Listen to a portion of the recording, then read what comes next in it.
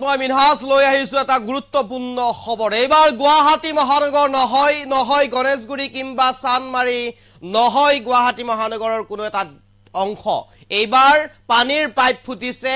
এখন গাঁৱত আৰু গাঁওখনত এনেদৰে পানীৰ পাইপ ফুটিলে এইবাৰ গুৱাহাটী মহানগৰত এই দৃশ্য সুলভ যদিও এইবাৰ এই দৃশ্য এখন গাঁৱৰ পৰা আহিছে সুন্দলীৰ গৰৈমাৰীৰ টুকুৰাপাৰা গাঁৱত এইবাৰ পানীৰ পাইপ ফুটিল এতিয়া ধোৱা চাঙত উঠিছে জল জীৱন মিছনৰ যি আঁচনি এই আঁচনি ধোৱা চাঙত উঠিছে একাংশ দুৰ্নীতিগ্ৰস্ত ঠিকাদাৰ আৰু বিভাগীয় কৰ্তৃপক্ষৰ হেমাহি কিংবা গাফিলতিৰ বাবে এনেদৰে এতিয়া পানীৰ পাইপ ফুটি অপচয় হৈছে খোৱা পানী কেইবা সপ্তাহ ধৰি গাঁওখনৰ ৰাইজে পানী লাভ কৰা নাছিল তাৰ বিপৰীতে কিন্তু এনেদৰে পানীৰ পাইপ ফুটি অপচয় হৈছে এতিয়া খোৱা পানী এয়া গুৱাহাটী মহানগৰৰ দৃশ্য নহয় এয়া এখন গাঁৱৰ দৃশ্য লৈ আহিছো খবিশেষ আপোনালোকৰ বাবে গুৱাহাটীত নহয় পানীৰ পাইপ ফুটিল এইবাৰ গাঁৱত ধোৱা চাঙত এতিয়া চৰকাৰৰ জল জীৱন মিছন আঁচনি এইবাৰ দক্ষিণ কামৰূপৰ গৰৈমাৰীৰ টুকুৰাপাৰা গাঁৱত ফুটিল পানীৰ পাইপ বিভাগ আৰু ঠিকাদাৰৰ চৰম গাফিলতিৰ বাবে সংঘটিত হৈছে এই ঘটনা আৰু এই মুহূৰ্তত কবিকেক লৈ আহিবৰ কাৰণে চেষ্টা কৰিছো এইবাৰ গুৱাহাটীত নহয় পানীৰ পাইপ ফুটিছে গাঁৱত এখন গাঁৱত পানীৰ পাইপ ফুটা পৰিলক্ষিত হৈছে এই দৃশ্য গুৱাহাটী মহানগৰত এতিয়া তেনেই সহজ অথবা সুলভ চানমাৰী গণেশগুৰি জুৰুড যতেই নহওক কেতিয়াবা এনেধৰণৰ ঘটনা দেখিবলৈ পোৱা যায় পানীৰ পাইপ ফুটি অপচয় হোৱা দেখা যায় পানী আৰু এয়া গুৱাহাটী মহানগৰৰ দৃশ্য সুলভ কিন্তু এইবাৰ গুৱাহাটী মহানগৰত নহয় এইবাৰ দক্ষিণ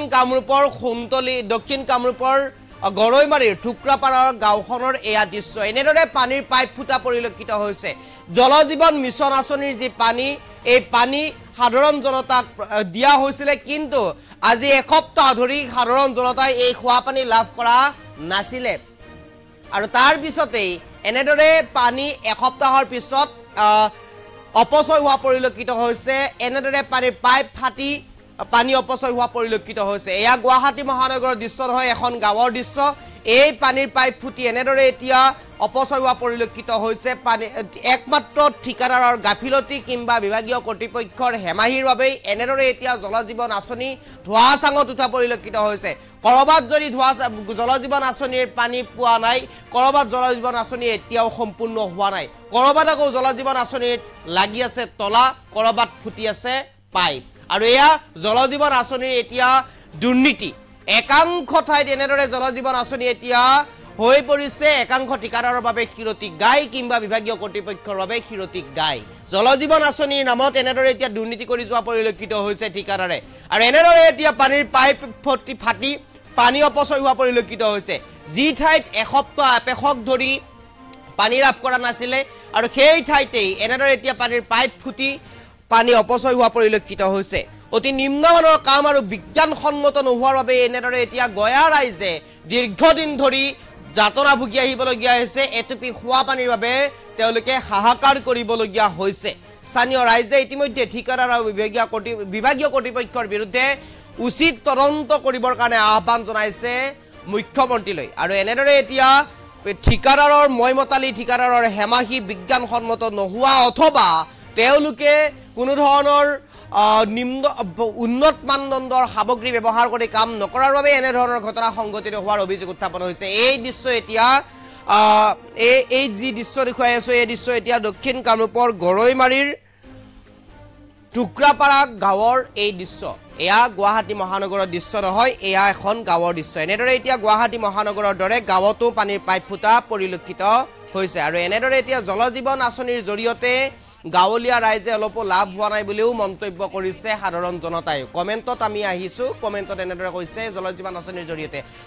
প্ৰকৃতাৰ্থত জল জীৱন আঁচনি এতিয়া অসাৰ হৈছে জল জীৱন আঁচনিৰ কাম নাই জল জীৱন আঁচনিৰ কাৰণে জনতাই দুৰ্ভোগ ভুগিবলগীয়া হৈছে এনেদৰে এতিয়া পানীৰ পাইপ ফুটিছে কৰবাত যদি পানীৰ পাইপ ফুটিছে জল জীৱন আঁচনিৰ কৰবাত তলা লাগিছে জল জীৱন আঁচনিত কৰবাত পানী পোৱাই নাই কৰবাত এতিয়াও সম্পূৰ্ণই হোৱা নাই এনেদৰে এতিয়া দুৰ্নীতিগ্ৰস্ত ঠিকাদাৰৰ হাতত পৰাৰ বাবেই এনেদৰে পানীৰ পাইপ ফুটিছে একাংশ ঠাইত আৰু এনেদৰে এতিয়া অপচয় হোৱা পৰিলক্ষিত হৈছে জল জীৱন আঁচনিৰ আৰু এই মুহূৰ্তত মন্তব্য আছে আৰু মন্তব্য আমি শুনাব বিচাৰিছোঁ। জলসিঞ্চন বিভাগৰ এইটো এটা মানে চৰম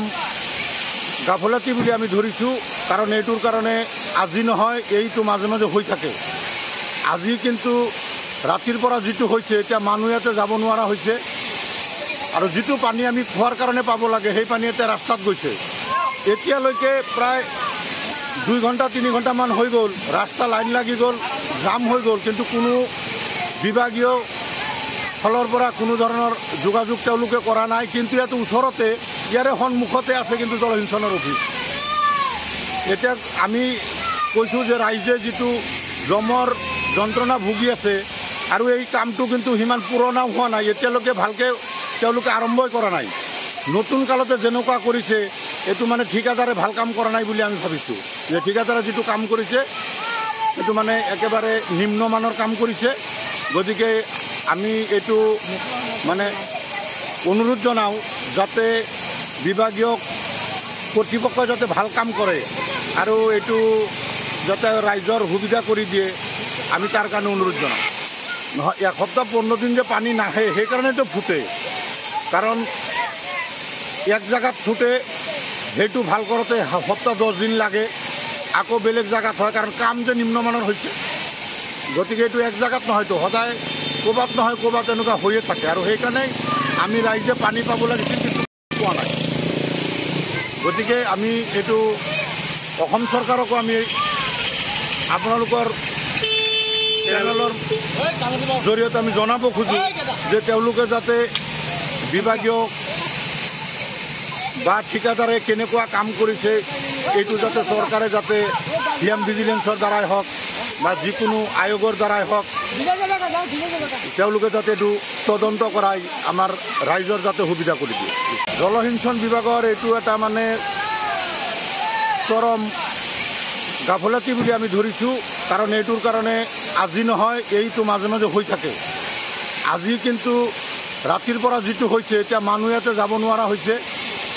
আৰু যিটো পানী আমি খোৱাৰ কাৰণে পাব লাগে সেই পানী এতিয়া ৰাস্তাত গৈছে। এতিয়ালৈকে প্ৰায়